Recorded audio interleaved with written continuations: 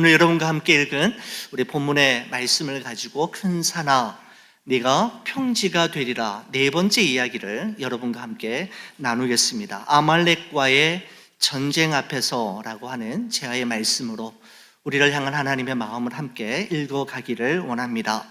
러시아인들이 참 좋아하는 푸스킨이라고 하는 시인이 쓴 삶이 그대를 속일지라도 라고 하는 시의 한 부분입니다.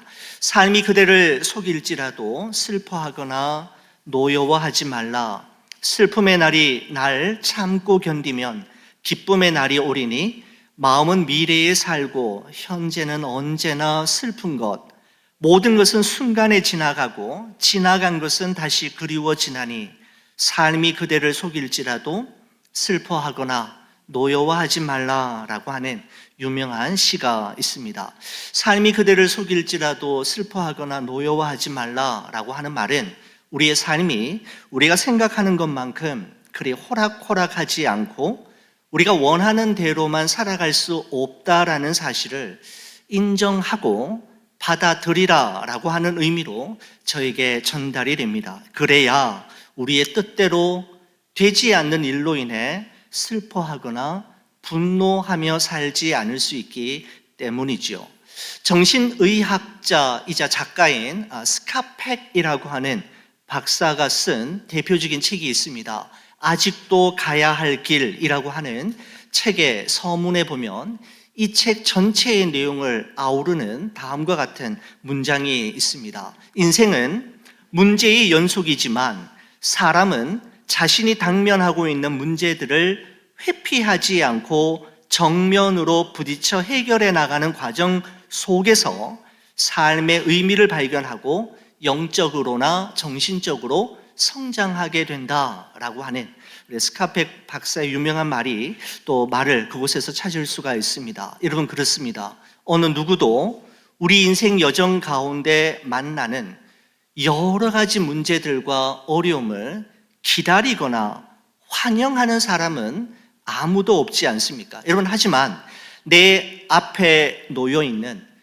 큰 산과 같은 어려움과 문제들을 회피하거나 도망가지 않고 정면으로 부딪혀 해결해 가는 과정 속에서 우리는 삶의 의미를 발견하게 되고 자라남을 경험하게 되는 것이죠. 여러분, 외적인 자라남을 성장이라고 이야기한다면 내적인 자라남을 성숙이라고 말할 수 있는데, 여러분 일반적으로 외적인 성장은 20대 초반이면 멈추지요. 그렇지만 내면의 성장, 내적인 자라남은 죽을 때까지 계속해서 지속될 수 있습니다. 지금 이 자리에 함께 하신 여러분이나 저는 이제 더 이상 외적인 성장은 더 이상 기대할 수 없을 것입니다. 이미 성장이 멈추었죠. 여러분 하지만 우리 내면의 성장, 내적인 자라남은 우리가 마음의 문을 열고 누구에게서든지 무슨 일을 통해서든지 어떤 상황이든지 겸손한 마음으로 배우려고 한다면 우리는 계속해서 성숙해 줄 수 있고 자라날 수가 있게 되는 것이죠. 우리는 이와 같은 사실을 오늘 여러분과 함께 다루게 될 이 본문의 말씀을 통해서도 확인할 수가 있습니다. 오늘 여러분과 함께 나누는 이 본문의 말씀은 출애굽한 이스라엘 백성들이 광야의 길을 걸어가던 도중에 르비딤이라고 하는 지역에서 있었던 사건, 그러니까 출애굽 이후에 첫 번째 그들이 치루어야만 했던 전쟁 이야기를 우리에게 소개하고 있습니다. 이 전쟁 이야기는 오늘 우리가 함께 읽은 본문 중 출애굽기 17장 8절에 다음과 같은 말씀으로 시작이 됩니다. 17장 8절 여러분 한번 보시겠습니까? 여러분 성경책으로 한번 보시기 바랍니다. 그때에 아말렉이 와서 이스라엘과 르비딤에서 싸우니라 라고 되어 있습니다. 르비딤이라고 하는 장소에서 있었던 이스라엘과 아말렉과의 전쟁 이야기가 그때에 있었다라고 말씀하고 있습니다. 여러분 그렇다면 그때란 어느 때를 말하는 걸까요? 여러분 이 그때가 대단히 중요한데 이때가 어느 때인지를 알기 위해서는 출애굽기 17장이 열리는 1절의 말씀을 우리가 보아야만 합니다. 여러분 한번 보시겠습니까? 제가 PPT로 준비를 했는데 이렇게 되어 있습니다.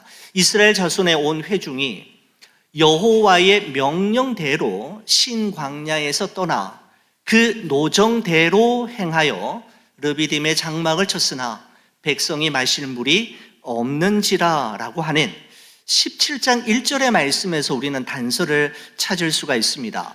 여러분 우리가 오늘 17장 전체의 내용을 다루고 있지는 않지만 여러분 17장에는 출애굽한 이스라엘 백성들이 르비딤이라고 하는 도시 지역에 광야의 지역 중에 한 곳인 르비딤에 도착하게 되었을 때 있었던 두 가지 사건을 우리에게 소개하고 있는데 첫 번째는 무엇인가 하면 마실 물이 없음으로 인해 하나님을 시험하고 모세와 심히 다투었던 사건, 마사와 무리바 사건과 함께 17장 초반부에 기록이 되어 있고요.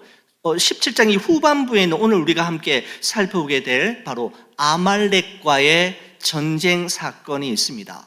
여러분 그런데 제가 꼭 짚고 넘어가고 싶은 부분은 이것입니다. 참으로 아이러니하게도 이스라엘 백성들은 자기가 가고 싶은 대로 가고 자기가 원하는 대로 행한 것이 아니라 다시 말씀 보십시오. 여호와의 명령대로 신광야에서 떠났고 그 노정대로 행하였는데 물이 없는 마사와 무리바를 경험하게 되었고 생과 사를 갈라놓는 아말렉과의 전쟁을 치루어야만 했다라는 것이죠. 자기 마음대로 가고 자기가 가고 싶은 대로 이리저리 떠돌아다니다가 벌을 받은 것이 아니라 여호와의 명령대로 행하였고 여호와께서 정해놓으신 계획 그 노정대로 행하였음에도 불구하고 물이 없는 곳과 또한 전쟁을 치루어야만 하는 아주 절박한 상황 속에 이르르게 되었다라고 하는 점이 우리로 하여금 과연 이것이 가능한 일인가라는 생각을 떨쳐버릴 수 없게 만드는 것입니다. 저는 이 말씀을 묵상하면서 이런 생각이 들었습니다. 여러분 우리 인생을 퍼즐 조각을 맞추는 것에 많이 이렇게 비유하지 않습니까?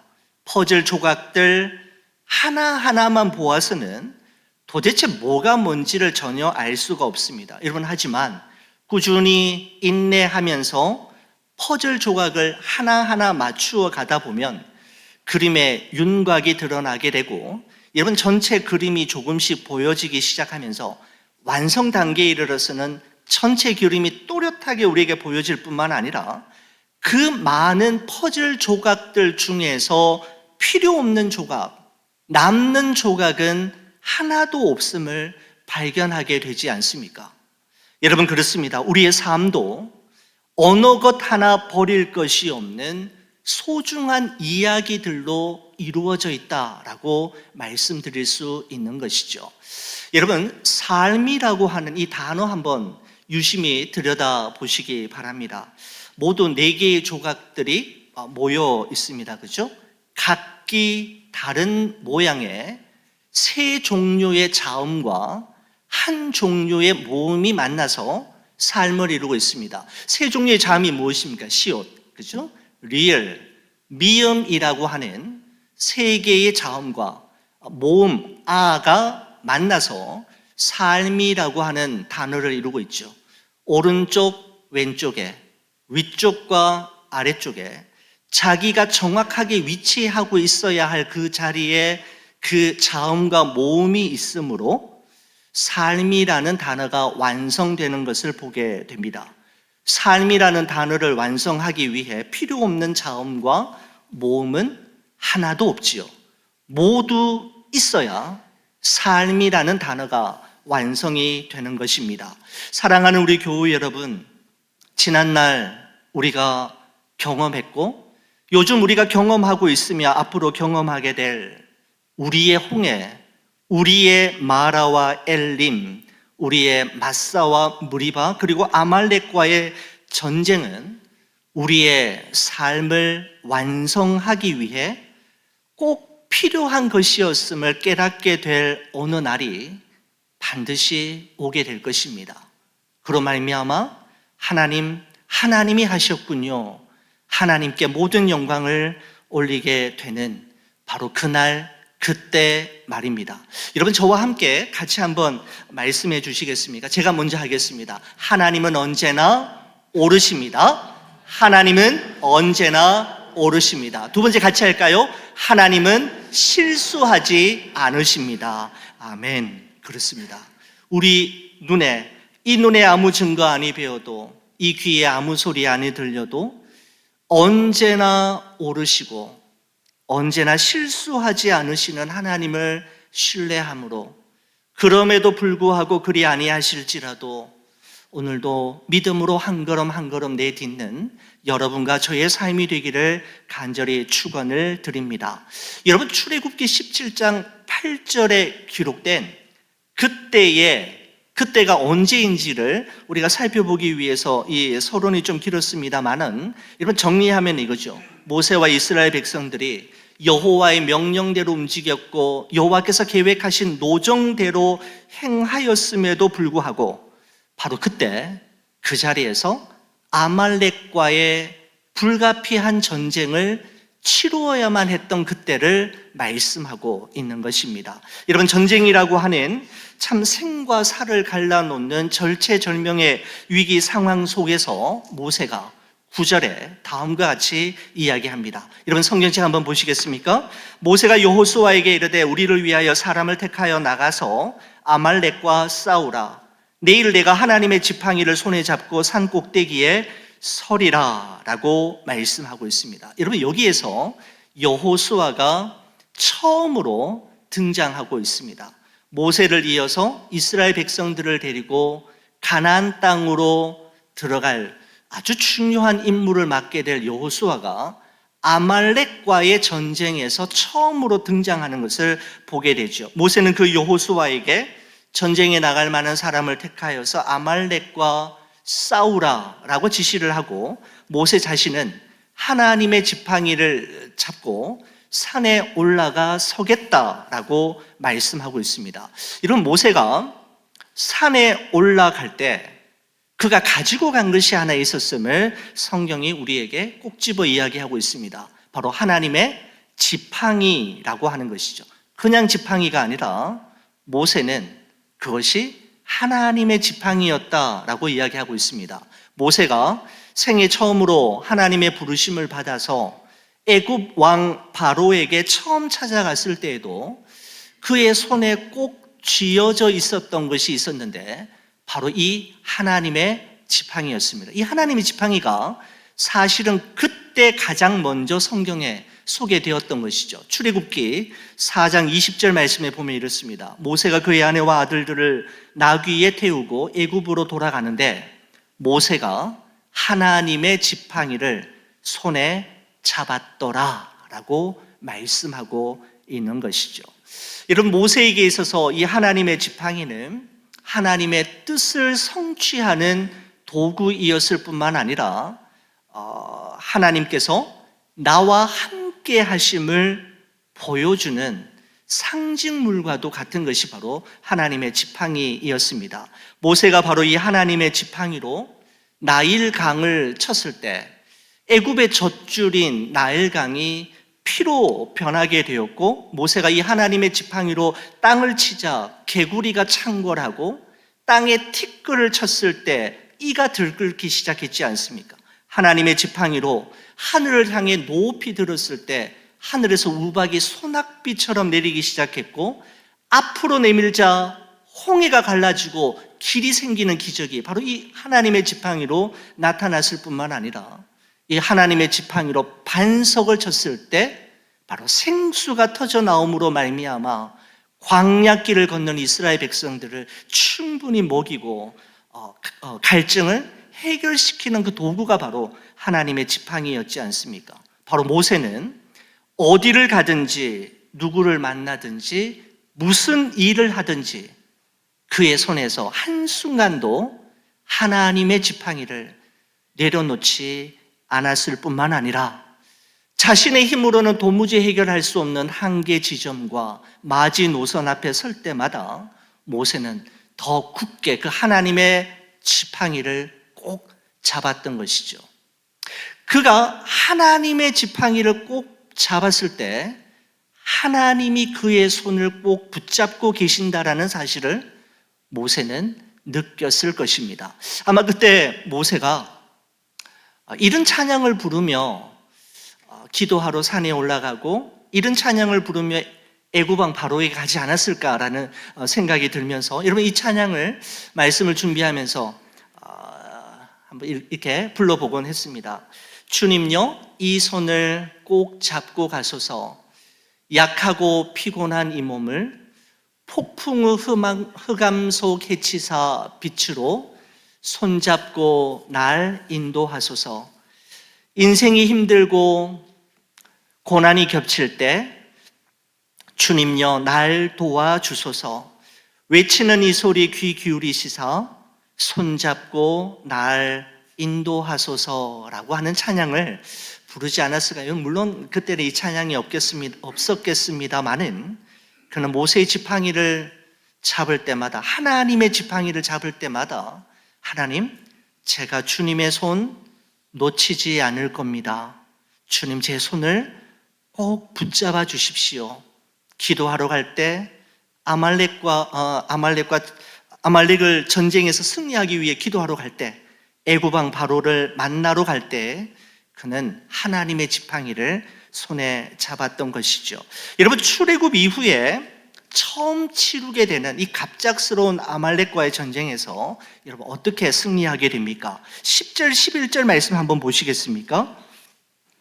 여호수아가 모세의 말대로 행하여 아말렉과 싸우고 모세와 아론과 훌은 산 꼭대기에 올라가서 모세가 손을 들면 이스라엘이 이기고 손을 내리면 아말렉이 이기더니라고 말씀하고 있습니다.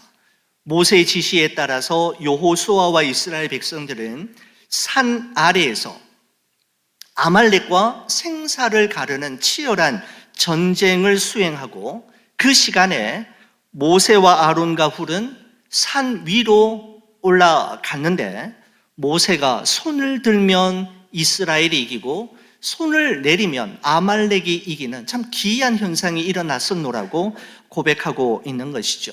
이번 성경에서 손을 든다라고 하는 말은 하나님의 도우심을 구하며 기도한다라고 하는 의미입니다. 여러분 예를 들어서 시편 28편 2절의 말씀에 보면 이런 말씀이 있죠. 내가 주의 성소를 향하여 나의 손을 들고 주께 부르짖을 때에 나의 간구하는 소리를 들으소서라고 하는 다윗의 기도가 있는 것을 보게 됩니다. 여러분 디모데전서 2장 8절의 말씀에도 보면 이렇게 되어 있습니다. 그러므로 각 처에서 남자들이 분노와 다툼이 없이 거룩한 손을 들고 기도하기를 원하노라라고 기록하고 있는 것을 볼 때, 손을 든다라고 하는 것은 성경의 의미에서 볼 때 하나님의 도우심을 구하며 기도하는 것을 의미하는 표현이라고, 행동이라고 할 수가 있는 것이죠. 여러분 그렇습니다. 우리가 기도하지 않아도 살 수 있습니다. 여러분 그러나 기도하지 않으면 하나님의 일하심을 볼 수 없고, 기도하지 않고 경험할 수 있는 하나님의 역사하심은 없다라는 사실을 우리는 기억해야 합니다. 기도 없이 호흡할 수 있고 기도 없이 살 수 있습니다. 여러분 그러나 기도하지 않으면 하나님의 일하심과 그분의 역사하심을 우리가 이해할 수도 없고 볼 수도 없다라는 것이죠. 여러분 이처럼 아말렉과의 첫 번째 전쟁에서의 승리는 모세의 간절한 기도와 여호수아와 이스라엘 백성들의 최선을 다해 전쟁을 수행하는 바로 그곳에서 나타난 소중한 결과물이 바로 전쟁에서의 승리이었습니다. 여러분 제가 오늘 목회 칼럼에서도 잠시 좀 언급을 했습니다마는 한국에 있는 이랜드 기독교 그룹이죠. 이랜드 계열의 이랜드 클리닉의 슬로건이 예전에 제가 어디서 보았던 책에서 발견을 했었는데 다시금 생각이 났습니다. 이런 표현이었죠.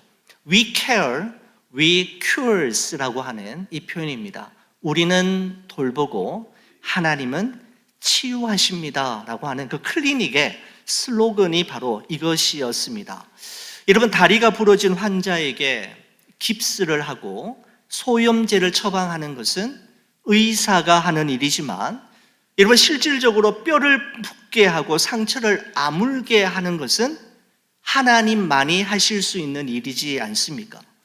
여러분, 큰 수술을 집도하는 이는 의료진이지만 수술 부위에 새살이 돋아나게 하고 수술한 그 몸이 정상적으로 기능하도록 하시는 분은 하나님이시지 않습니까? 그래서 we care, God cures라고 하는 말이 맞는 것이죠. 여러분, 그렇습니다. 하나님이 하시는 겁니다. 하나님이 치유하십니다.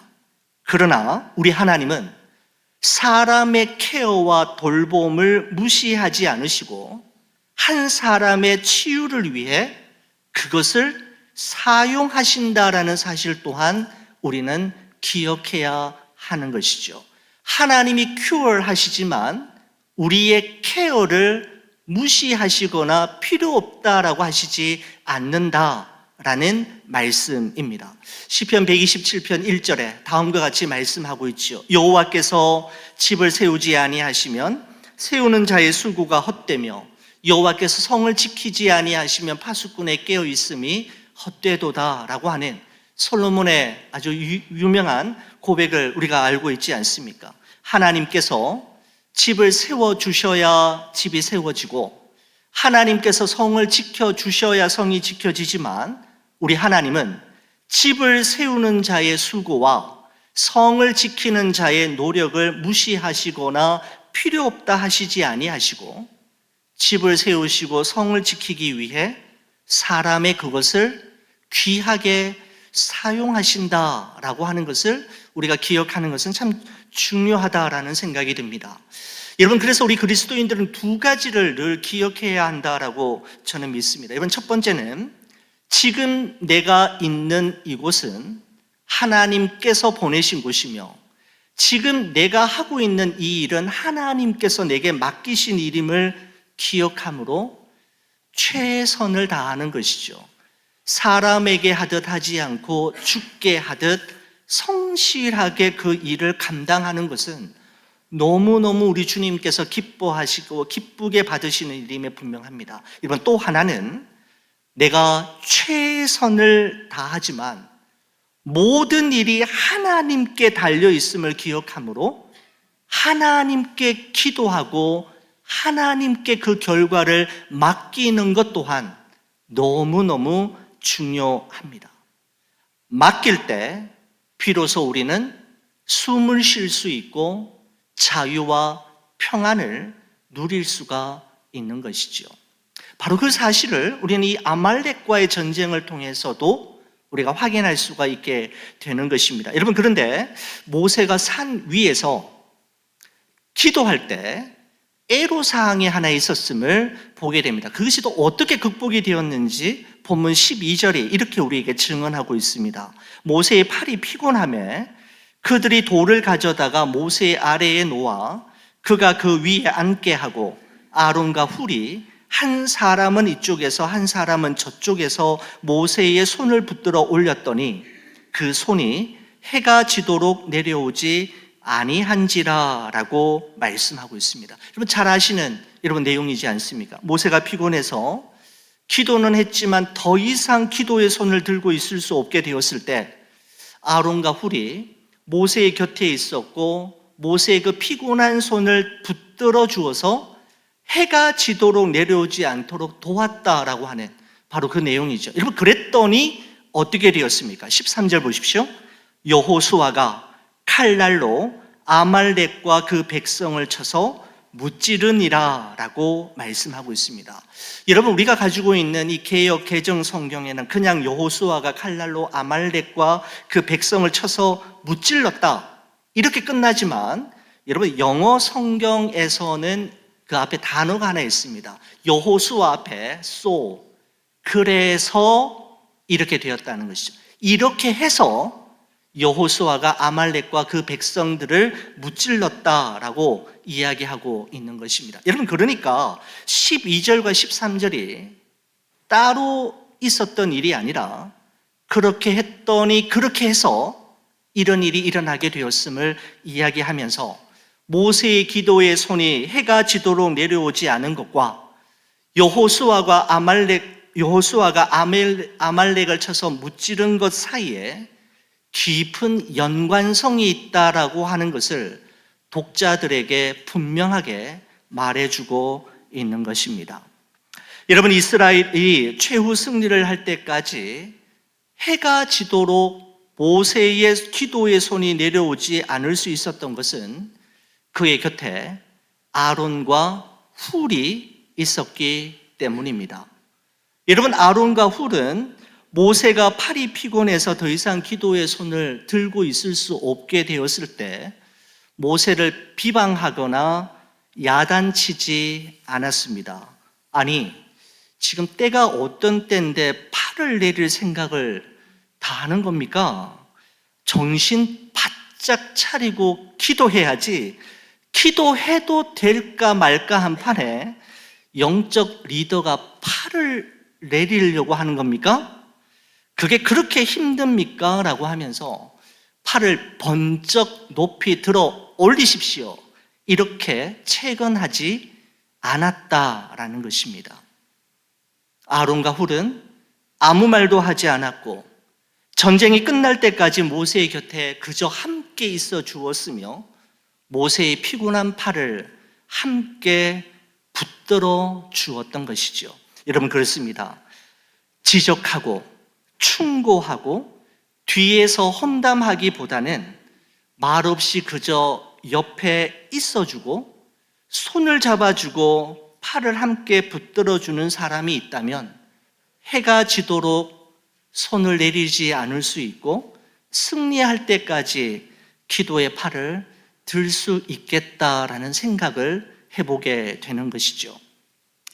프랑스의 시인 장 루슬로라고 하는 분이 쓴 세월의 강물이라고 하는 아주 유명한 시가 있습니다. 이런 내용입니다. 고통에 찬 달팽이를 보거든 충고하지 마라. 스스로 궁지에서 벗어날 것이다.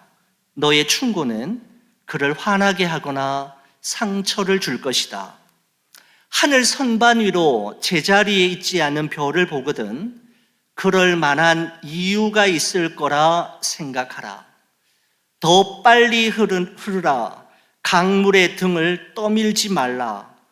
풀과 들, 새와 바람, 그리고 땅 위의 모든 것처럼 강물도 나름대로 최선을 다하고 있는 것이다 라고 하는 아주 유명한 시가 있습니다. 얼마나 저에게 위로가 되는 시인지 모르겠습니다.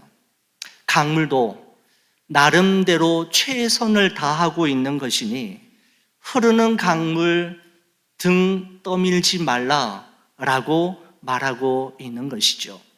여러분, 오늘날 우리에게도 우리나라나 우리 교회나 어느 곳이든지 간에 모세와 여호수아와 같은 리더를 우리가 참 많이 필요로 하고 또 바라고 있지만 우리가 정말 그리워하고 있는 사람은 아론과 훌과 같은 사람이 아닌가 싶습니다. 조용히 곁에 있어주고 손을 잡아주고 피곤한 팔을 함께 붙들어주는 사람 말입니다. 여러분, 이런 사람이 있다면 해가 지도록 손과 팔을 들고 있어도 피곤하거나 아프지 않겠다라는 생각도 들었습니다. 모세는 출애굽 후 첫 번째 치루었던 아말렉과의 전쟁에서 승리한 후에 그곳을 기념하여 여호와 니시라고 불렀는데요. 여러분, 15절 말씀 한번 보시겠습니까? 이렇게 되어 있습니다. 모세가 제단을 쌓고 그 이름을 여호와 니시라 하고라고 되어 있죠. 여러분, 니시라는 말은 나의 깃발이라고 하는 뜻입니다. 여러분, 그래서 여호와 니시라고 하면 여호와 하나님은 나의 깃발, 우리에게 이김과 승리를 주시는 분이라고 하는 뜻이 여호와 니시라고 하는 단어의 의미라고 할 수가 있는 것이죠. 여호수아는 산 아래에서 백성들과 함께 아말렉과 싸웠고, 모세는 산 위에서 손을 들고 기도했으며, 아론과 훌은 모세의 양편에서 모세의 기도의 손이 내려오지 않도록 그의 피곤한 팔을 붙들어 줌으로써 함께 동력했던 것을 볼 수가 있습니다. 여러분, 하나님께서는 모세와 여호수아, 아론과 훌의 함께하는 모습, 협력하시는 모습을 보시고 도무지 이길 수 없을 것만 같았던 아말렉과의 전쟁에서 승리케 하시는 놀라운 기념비적인 선물을 그들에게 허락하신 것을 볼 수가 있는 것이죠. 사랑하는 우리 성도 여러분, 우리 삶의 현장에서 여호와 니시, 우리에게 승리를 주시고 우리에게 이김을 주시는 그 증거들이 여러분과 저의 삶의 현장 속에 많이 세워지기를 주의 이름으로 간절히 축원을 드립니다. 저와 함께 우리 고린도전서 15장 말씀, 저와 함께 큰 소리로 한번 읽어주시고요, 말씀을 마치겠습니다. 저와 함께 같이 한번 읽어주시겠습니까? 우리 주 예수 그리스도로 말미암아 우리에게 승리를 주시는 하나님께 감사하노니, 그러므로 내 사랑하는 형제들아, 견실하며 흔들리지 말고 항상 주의 일에 더욱 힘쓰는 자들이 되라. 이는 너희 수고가 주 안에서 헛되지 않은 줄 알미라. 아멘. 기도하시겠습니다. 사랑의 주님, 모세가 애굽 왕 바로에게 갈 때에, 아말렉과의 전쟁을 앞에 두고 기도하기 위해 산에 올라갈 때에 그의 손에 하나님의 지팡이를 꼭 붙잡았던 것처럼 우리도 주님의 손 꼭 붙잡고 살아가게 하옵소서. 우리의 떨리는 손, 우리의 약한 손을 꼭 붙잡아 주시는 그 하나님의 손길을 날마다 경험할 수 있도록 도와주시옵소서. 우리 좋은 비전교회와 우리 사랑하는 성도들이 살아가는 삶의 현장 가운데 여호와 니시, 하나님께서 이기게 하시고 승리케 하시는 증거와 간증들이 날마다 넘쳐날 수 있도록 도와주옵소서. 우리에게 날마다 승리를 주시는 예수 그리스도의 이름으로 기도 올리옵나이다. 아멘.